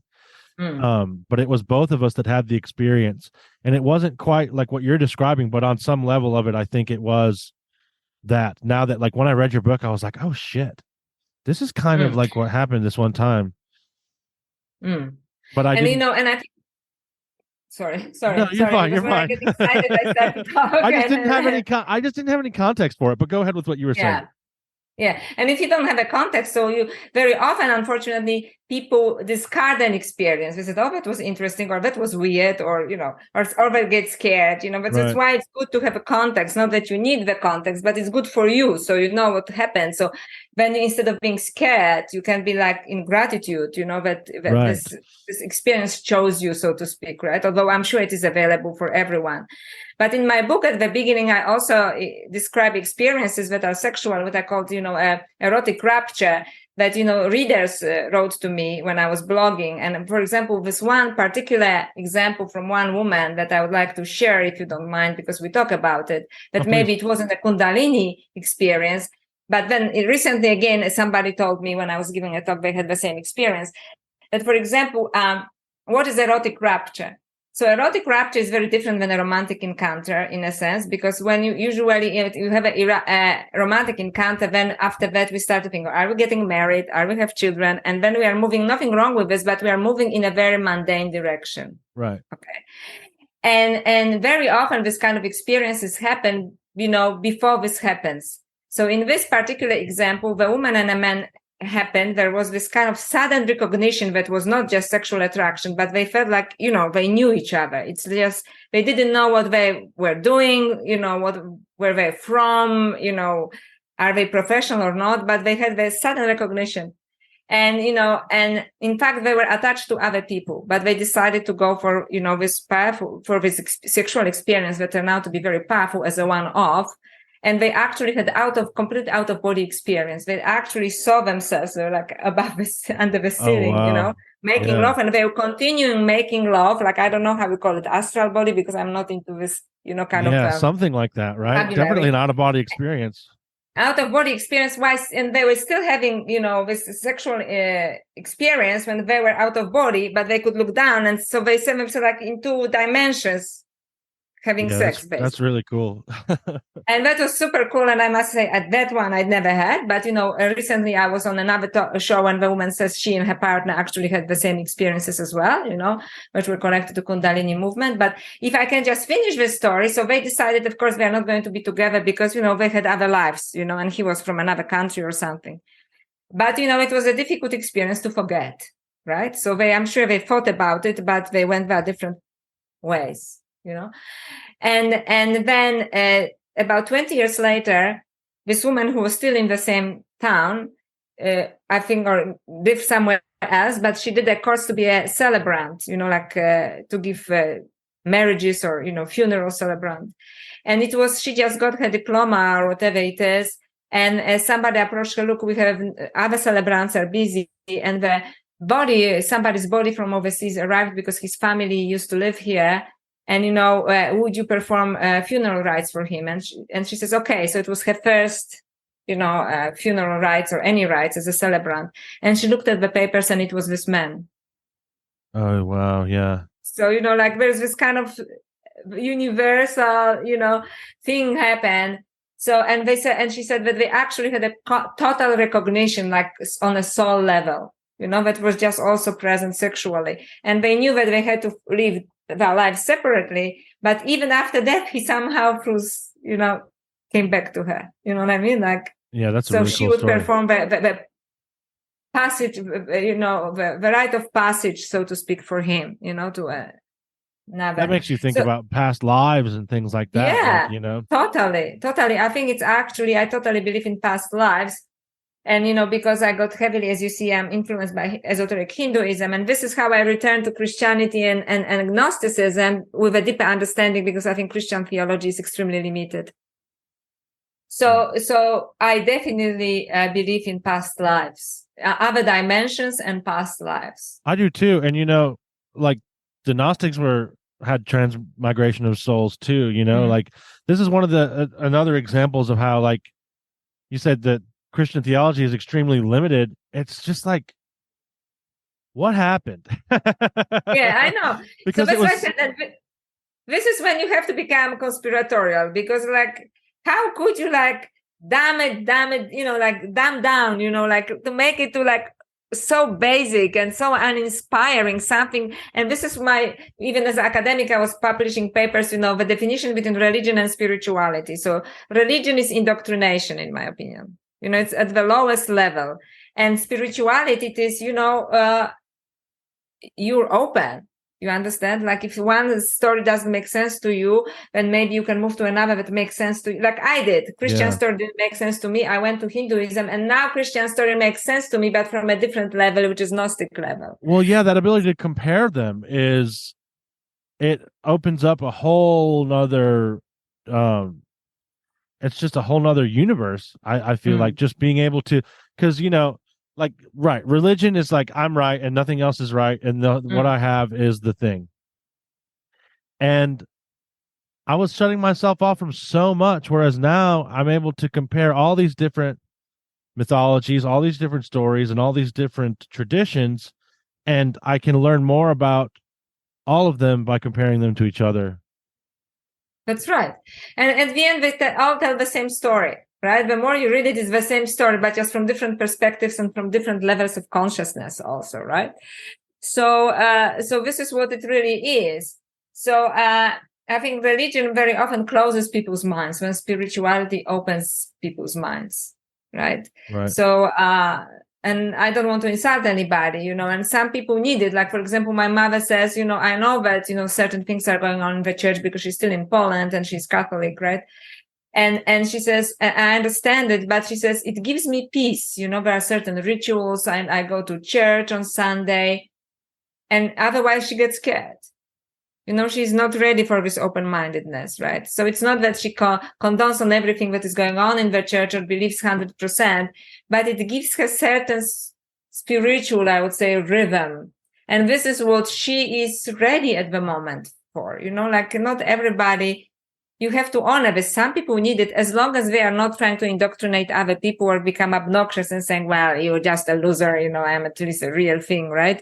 Because I have my religion. But if we are just very modest about it, like my mother, you know, Joanna, it gives me comfort, then, you know, there's no reason to upset her, you know, at this age also. Right? I said, okay, I have different beliefs, and we speak about it. And she says, you know, it's very interesting, but it scares me. So why would I scare her when she already found spiritual comfort somewhere else, right? Right. Yeah. It's not my responsibility to like wake anyone up or to like. No, it's when she's ready, she wake up. Right. Right. Yeah. And you know, it's an infinite universe. If not this time, the next lifetime. Right. So yes, exactly. That's the thing. Like, how many times? Yes. How many lives did I have before this where I didn't have this experience? You know, and that's. And here you are, right? And right. Here you are. Right. Cool. That's really. I'm. Thank you for sharing your story with me. It's so fascinating to me, and I think so too. This is an example of like, and we mentioned it before, but like how we are able to create these spaces where like the boundaries are thin. I think that's kind of what is happening. Some of what is happening there during sex, because it's not only is it mirroring the first act of creation, but it is melding the boundaries between, well, it's like God encountering God, or goddess encountering God, or however you want to put it, right? It's like a crossroads. That's right. And you also kind of, that's a very intense meeting of masculine and feminine too, right? And I think this intensity, it's a great power in this intensity, you know, especially if you're willing to take it to another level than just, you know, physical level. So this kind of intensity, it's a great energy. So like every great energy, it can create lots of good as well. Right. So we focus nowadays, you know, about sexual rights, you know, that are used for evil. And I'm sure they are, because it's a powerful energy. But when I'm saying this naturally also is powerful for good, you know, like this can be a total awakening. And again, somebody is sabotaging it by telling I was going to say, I think that's why we focus on these sexual rights that are done for evil, right? Because when you like, and I know a lot of the people there's a lot of people that are in the conspiracy world that like all sex magic is like evil to them. They won't even entertain the idea. Right. And it's like, it's always been sort of like, it has to be secret. It's been maligned. I don't know. It's again. No, I understand. And I thank you for saying that you're saying this. So, and I'm not denying that nothing like that is happening. But what I'm saying, focusing on this doesn't help also anybody, because actually I think it's another point on the agenda, you know, the evil agenda, so to speak. Like there is this powerful energy that can actually speed up your spiritual process, you know, your ascension, but vilified the way you vilified, for example, feminine energy. For millennia, vilified, so people won't go there again. Why? They don't go there out of fear, right? Or they will feel shame. You know, you're a sinner, and especially in Christianity, sinfulness and sexuality are very closely connected. You know, but actually in most religions, and that's again another form of brainwashing. And for example, in the opening of the Gospel of Mary Magdalene, Peter asked Jesus, you know, teacher, tell us about the sin of the world. And the first question of answer that Jesus says, he says, there is no sin. I love that. Yeah, and he just says, it depends what choices you make and from what level of consciousness. I'm simplifying here, modernizing the answer, but basically this is what he says, right? It depends from what level of consciousness you make your choices. So you create your sin by your choices. So, for example, by choosing, you know, focusing on the negative aspect of sexuality, or some people, any spirituality is wrong. All gurus are corrupt. Oh Or, yeah, you know, all magic is evil. It's all all magic is evil. So whom do you help? Certainly not yourself. Okay, because you cut yourself out of this possibility of your own greatness, right? So and so that's definitely, I think it's actually, if there is an agenda, this is definitely part of the agenda, because that's a powerful energy, and this is when the masculine and feminine, you know, meets, you know, as in no other place, really, right? So in a situation. And that's where the great power is, and with what we were talking about at the beginning, you know, when the masculine and feminine work together. But it has to be a conscious masculine, it has to be conscious feminine, right? Otherwise, we're back to basics again, right? Yeah. Right. I will ask you a question that I like to ask all my guests, and that is, what were you afraid of as a child? What I was afraid of as a child. Let me think. What I was afraid of a child. I think I don't think I was afraid really of anything, but I was afraid. I was. And that's really, I never discussed it with anyone. So I was really feeling strange in my body. So as a little girl, I would look at the mirror and I was thinking, who is this person? You know, and I wasn't crazy because I was highly functional and so on, but I really, so maybe it is some argument for reincarnation. I don't know, because I thought, wow, so this is how I look now. I have like actually memory of this, you know, as a young girl looking at the mirror, like, who is this person? And so this is how I look now. Like, not remembering anything else from the past, you know, I didn't remember anything, but feeling really like, wow, you know, so this is how I look now. And it wasn't a judgment about my body, because it was you know, when you brainwash how your body has to be, it was just like, wow, I'm in the body.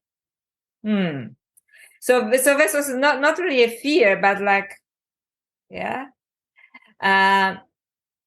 Just strange relationship with actually my own physicality, you know, until I just got used to it like everybody, right? But I think that maybe lots of children actually feel it. Interesting. Yeah, that makes sense to me. Because I think that's another one of these liminal times where, like, as kids, we're kind of like still have more of the other world on us. Like you know? continuity. Yeah, like continuity, yes, right? And then we just, okay, so I'm here now. And then like, kind it's of not such a fine line between this past life and the next. They kind of flow together. Yes. That's interesting to think about. I did remember what I was going to say earlier, actually, too.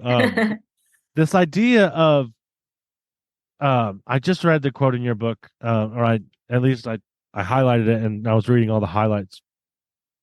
But the idea of separation, this idea that what brings separation is not from the divine. I think I'm misquoting you, but you said something like that in your book. And I think that is part of what, I talk a lot about on this show about, and we've talked a lot about it on this episode, in the context of sexuality. But there's a lot of sort of fractures or things that have been severed from us, at least in the West. I can't speak for everywhere else. I can only speak for my own experience. Like these practices that we're kind of severed from, these practices that we're separated from. So we're separated from, like, the intelligence of our bodies. This is why what you just said reminded me. We're separated from the intelligence that our bodies hold. We're separated from, like, for me, I was totally separated from even the idea of spirit at all.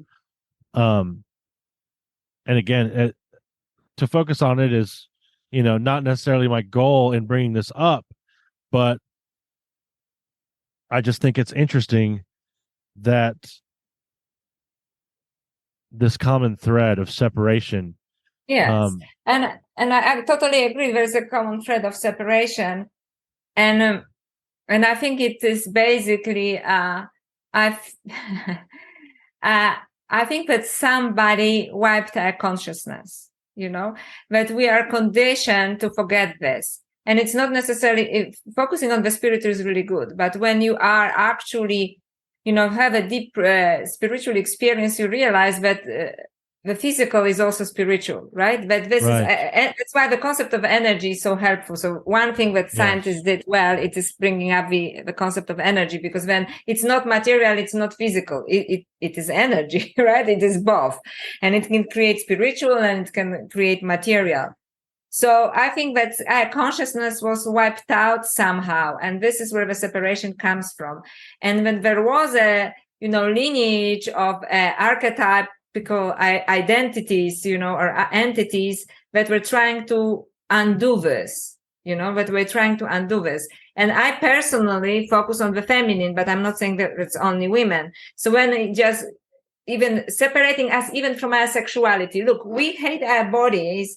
We feel terrible about our sexuality. We can think about it in like darkest possible terms and, bloody sinners and so on.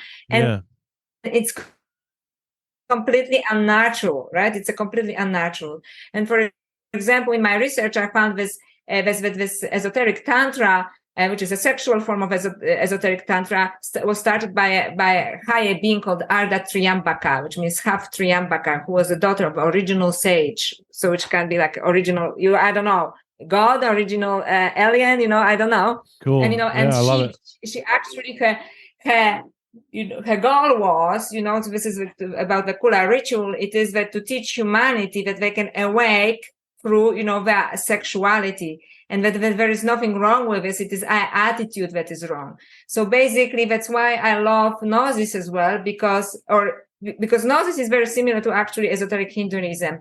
In esoteric Hinduism, there is no sin. There is just ignorance. So, it's just ignorance. So the separation is a form of ignorance. And whatever you do to move away from the separation towards Gnosis is a process of enlightening and of enlightenment. It's a process of awakening. So I don't believe that it just somehow happened to our consciousness. And the story of Sophia, for example, the fall of Sophia, kind of describes it, right? She was just looking down, seduced by some light. It's kind of mythical thing, right? And then she forgot who she was. And then, she prostituted herself, but not necessarily even like prostituted, who, like Miguel says very well, right? We prostitute ourselves. We have jobs just to, pay bills, that's what is it if not prostitution, right? And stuff. So, and then, suddenly through an act of grace, like Christ consciousness kind of saves her, right? And then go back together to where they came from. And, part of her stays behind because she wants to teach us the Gnosis, she wants to give us this experience. So I think this mythological story has many layers because it's also present in esoteric tantra when, when energy basically just is playful and it's creating different things, and suddenly it's just so caught up in the material world that it doesn't know how to go back. Okay. And then something has to happen to create this awakening in us, so we can go back. But the going back, I don't think it's not away from the planet or somewhere else. Going back is basically, remembering our own greatness, changing the lens, cleansing the lenses of our perception, right? And then you realize and the same what says in esoteric tantra, the sexual part also, it says, and then you'll be walking like goddesses and gods on earth. All you need to do is cleanse your lenses of perception, So it is a prison only on a particular level of consciousness. And the more conspiracy theories are great because they tell us, look, something is really not working, someone is really playing like a dirty trick on us. But when I think it goes wrong, and I hope I'm not insulting anyone here, if you focus on it so much that you just give energy more to your own self, then you think, okay, now what I'm going to do to get out of this? That's the good point. Right. So you're not, idiotically, this is how things are and they cannot be other way. No. If you're in conspiracy, this is not completely not right. Right. Now, what can I do to make it right? And spiritually thinking, you have to start with yourself. You have to do whatever you have to do to cleanse your lens of perception. And then there is no separation. You see? So it's almost like you are present, almost like in multiverse. You are present, you exist on different levels of consciousness. And the higher you move, the more sense everything makes, and there's less separation until there is no separation. But it's like which version of yourself you want to be. Right. It's a choice. It's a choice, and it's work, it's also work, because you have to be constantly open-minded and constantly work on yourself and be open to experiences, even if it's a sexual experience. Don't judge it. Many people had complete awakening this way. Yeah, I think the idea of remembering who I am, remembering who you are, has been like a really, really powerful way of like something to reach for, an attainment to aspire to, and it allows me, because there's a lot of reasons, but for one, it allows me to be merciful to myself. Like, I forgot who I was.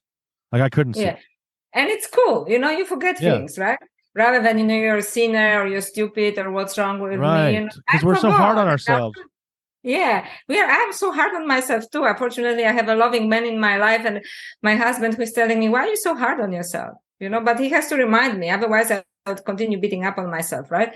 And we do this, and it's like, as you said, it's very compassionate towards yourself, and you have to start compassion with yourself, right? We are compassionate towards others, but what about ourselves? Like, I forgot, and everybody forgot, and that's why there are these great spiritual beings and the sacred text to remind us. Having said so, this form of ignorance, and this is where I'm conspiratorial, I think that it was imposed on us. Yeah, I think so too. That was some kind of bad magic done on humanity, wanting us to forget. That I agree with, all conspiracies. Something definitely happened there, right.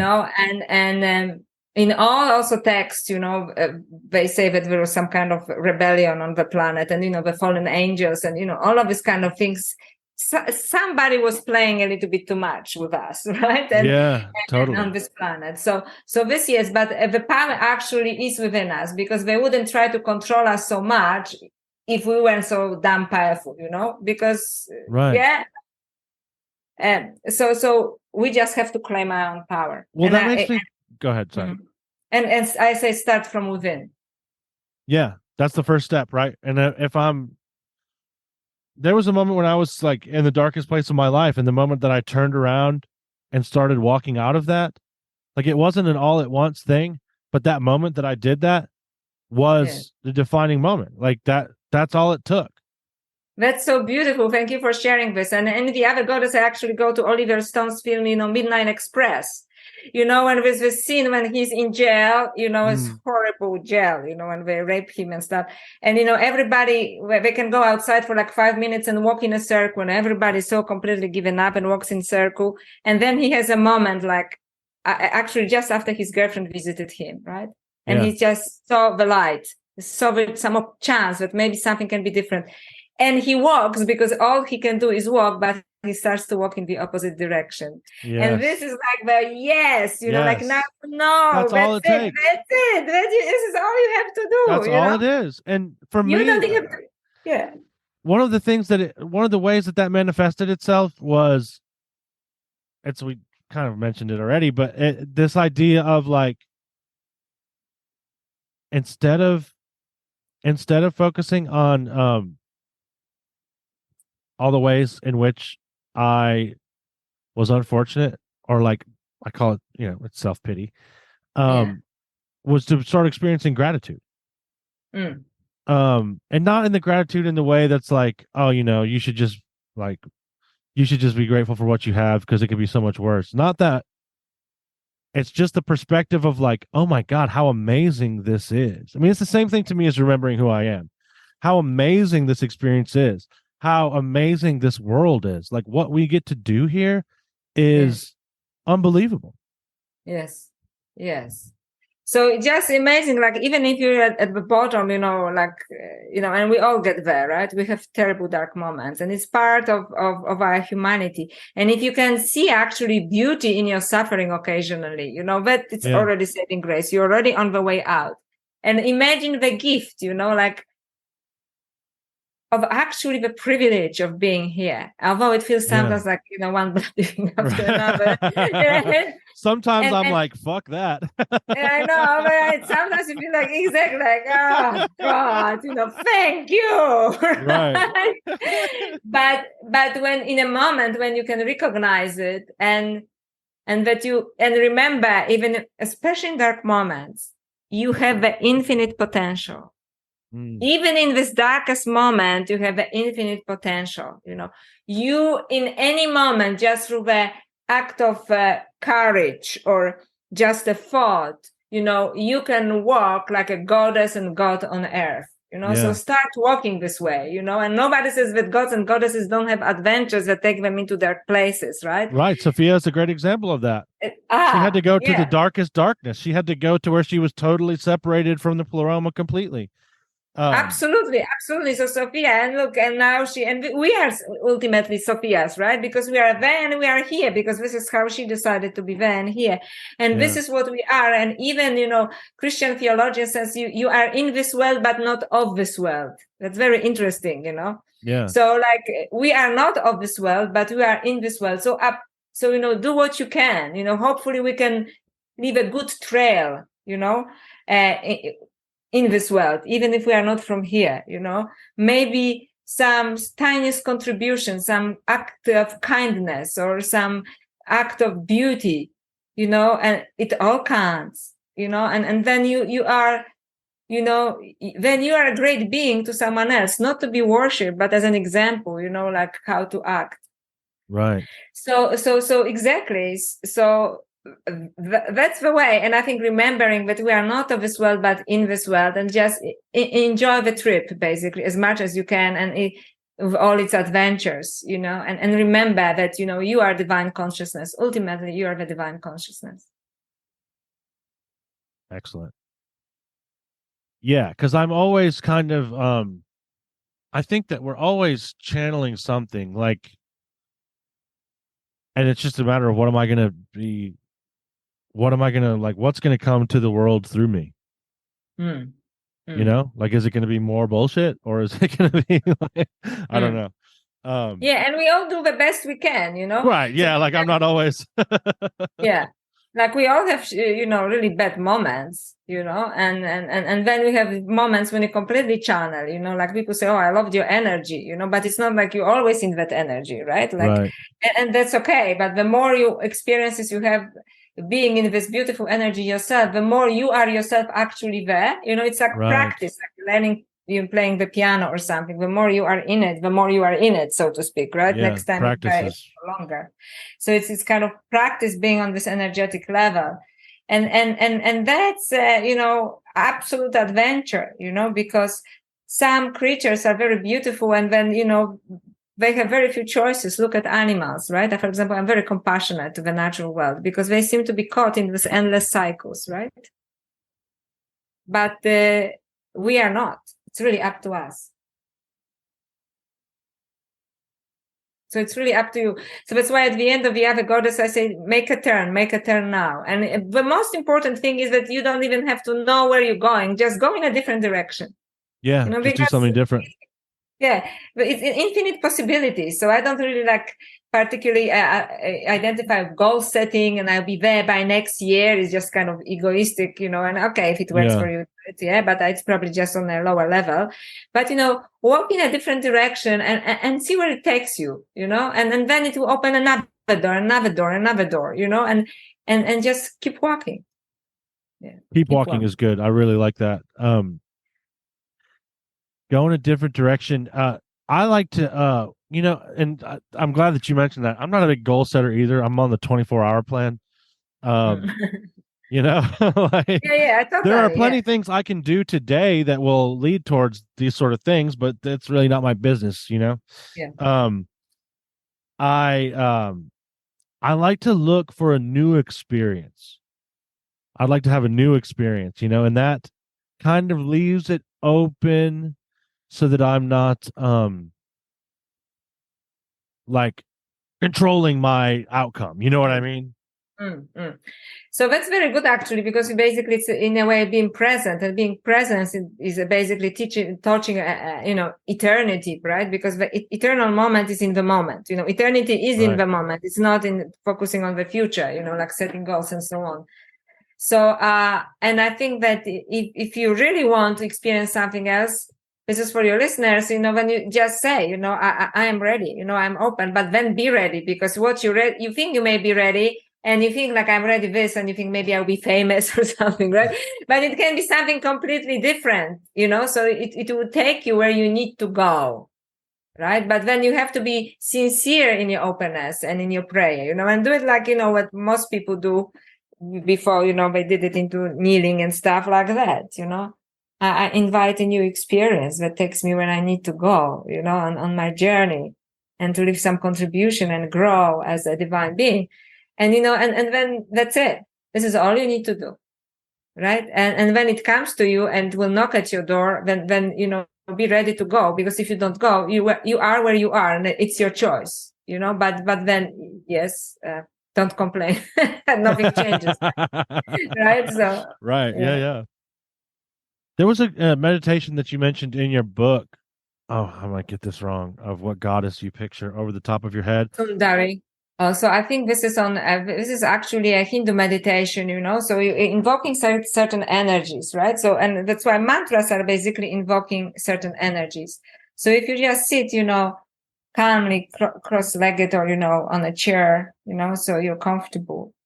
And what you see, you want to invoke certain energy, and they have like the seed of a word seed. So for example, for goddess Sundari is Hrim, so if you keep repeating Hrim, so it's a very powerful energy, Hrim. And, imagine, this light, coming through your head, going through your body, so this is the kind of simplified version, right, of this. And repeating any form of mantra, but this one for Sundari is Hrim, Hrim, because this is a seed. So it's like a seed of a particular universe that you're invoking into yourself, empowering yourself, but it's extremely centering, it's centering. Some meditations are very technical, like 3 fingers above your 6 fingers above your head. You can imagine this, and you can go through this, but I think that just sitting quietly and invoking certain energies is actually that. And this is what mantras are, which is a little bit like rosary, except that you call upon higher energies of a particular type to assist you, so you can embody them. And that's very powerful, because you gather the energies, that are present for you, but they are just in chaos around you, right? But you call them by their name, and and you invoke them in this way, right? So it is a very powerful practice. Yes.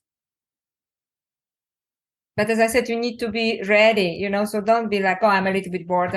Although it could be, but then be ready. Some people are, like that, be ready for this experience, but do not necessarily say what experience, but you're ready for the experience that your existence is ready, your beingness is ready. This Although is go ahead.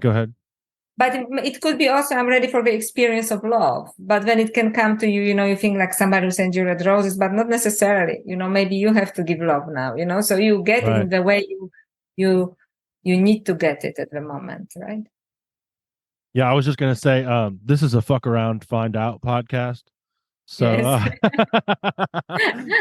we're all about the ethos of FAFO, I dove into a lot of things that I wasn't really prepared for, and I can't, I obviously can't tell anyone to do that, because like there was a lot of things that I did that also like led to immense suffering for like myself and others. But at the same time, I wouldn't be here if I hadn't done that, and so, yeah, I would say, err on the side of trying something new, that's just how I think. That's right. And and you can say some boundaries, and that maybe to bring up the best in me, you can add to this. Oh yeah, but for my highest good is a good one. Yeah, that's right. For the highest good is a good one. And for example, yesterday, 2 days ago I had a birthday, but yesterday we celebrated because on my birthday I had Happy to do birthday. Thank you. And my husband and I went, on a kind of day trip, which we loved, with our dog. And, it was such a beautiful day. It was truly blissful day. And this morning when I woke up, I said, every experience that led to this beautiful day, I'm grateful for. And some of them were dark experiences, trust me. But sometimes we have to go through certain darkness to understand certain things, So let's not judge it, and let's not judge ourselves, I think forgiveness should include us as well, right? And if you have a good moment, like I had a totally blissful day yesterday, I could actually feel gratitude for everything that I did or happened to me in life, because, and here you are, and this is here you are, this podcast and sharing, important things with other people, your own experiences and giving, sharing these experiences with other people who probably need to hear this. And you wouldn't be here if you were born an angel, right? Because, Right. Yeah. Right. What would you know if you were born as an angel? What could you share? It would be basically unachievable for most people. So I think we actually are where we are at our lives, exactly where we need to be. And what we have to drop is judgment, self-judgment also, and, and trust the process. And that's actually extremely challenging and extremely courageous spiritually. Well put. Yeah, I think that's true awareness too. Like leads to moments like that. Like if I'm truly aware and I'm truly remembering, then that is going to be the outcome. Like I think a lot of the time people are, and I can only say this because I think I felt this way. Like I didn't want to be aware. Yeah, of course. You know what I mean? I didn't want it because I was afraid that the truth was going to be something I didn't like. Yeah. But what I do find is that when I'm experiencing true awareness, like it all clicks. I can be, Yes. it doesn't And, really and, matter what my externals are. Like if I'm aware, I am at peace with it. Absolutely, you're at peace with this. And then, what's within, it's without, and vice versa. What's above, so below, and vice versa. So, if something truly shifts within us, then the reality shifts as well. So because reality is actually not external, so we think it's external, but it isn't. So that's the beauty of this. And I think the only problem with the film Matrix is, which, by the way, again, I liked only the first one. I didn't like the others, which I think was highly commercialized. It is that, yes, you get the pill and you see it, but this is only the first step. There should be another one about taking another, and then what is actually outside of simulation, and then you realize that it's just a divine game, and you're actually the major player, and you're actually the designer, but you don't know that you're designer.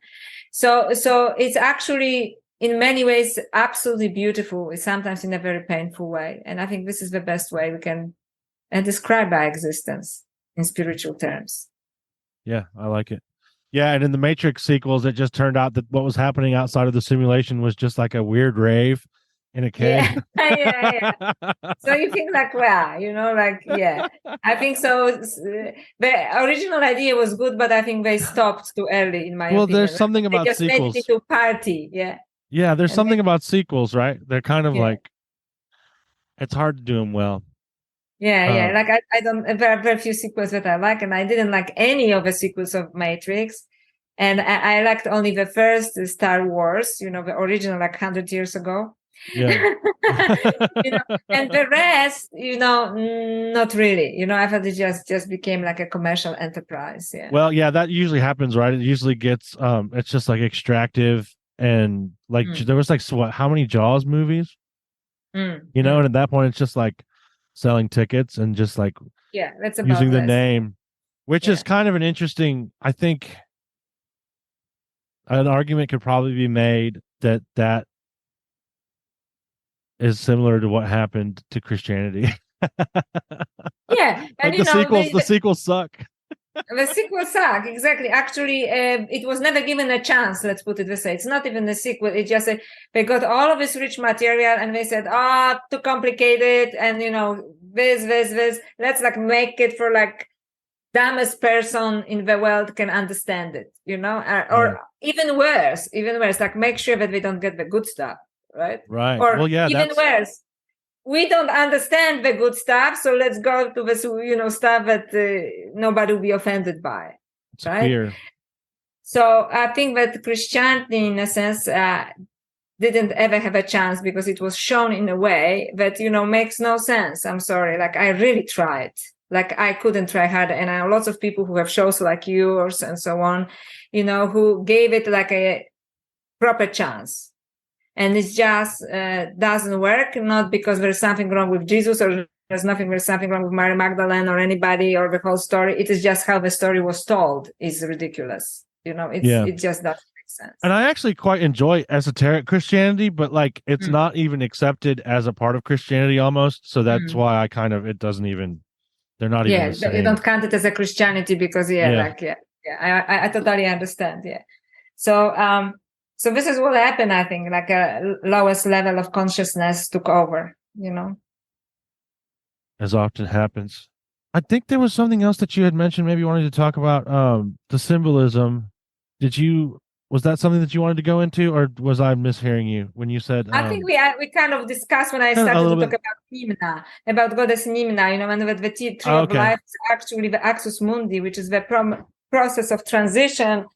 It could be called between death and life, but it's really between dimensions. And then other goddesses such as Inanna or Ishtar or Hath or Isis and Mary Magdalene were somehow necessary elements, for this process of ascension to happen, so to speak, which I think is basically moving into like a more subtle dimension. So what I'm saying, so we are coming back to like the, this essence of what we're discussing, that, the masculine and the feminine really has to cooperate together, because even these great figures, whether it's Osiris or Jesus or they needed that feminine aspect, to this, right? And we needed each other, basically, right? Right. Yeah. Totally. So, and that there is absolutely something, that we still are yet to discover with this image of Mary Magdalene, handing over higher consciousness to humanity, which is as old as goddess Nimna doing the same thing, except that it's more elaborate, goddess Nimna, and maybe less perverted, in the way it was being told.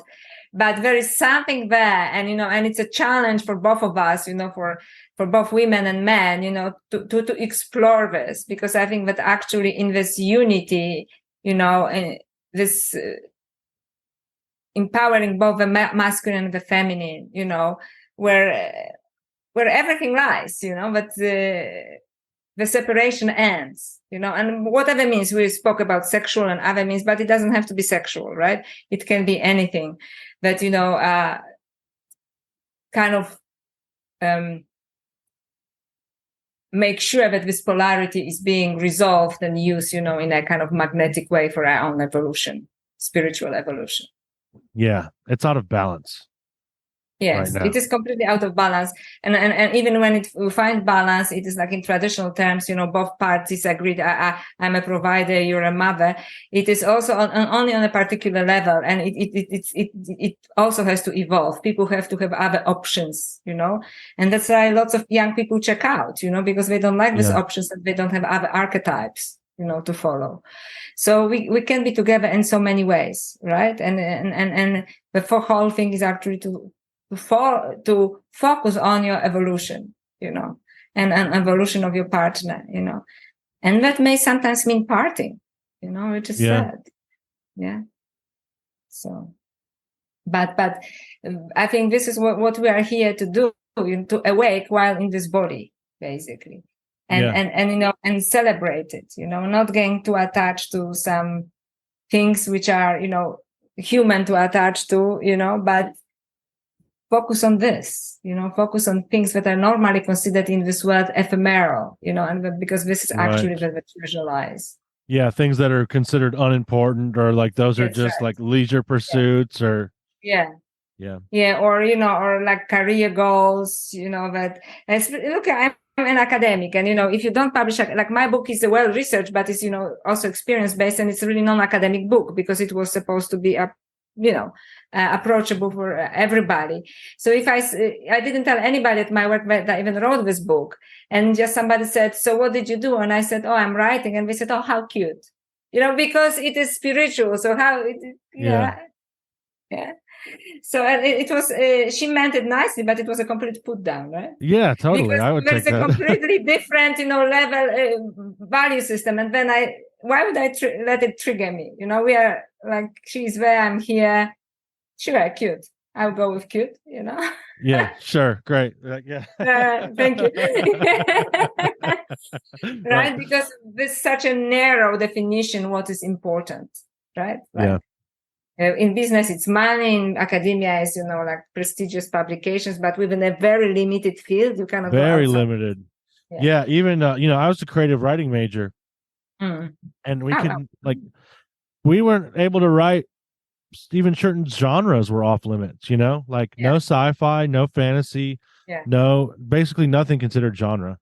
It's just literary writing, which is really experimenting with form. Right. And when you say it like that, it actually makes it make sense.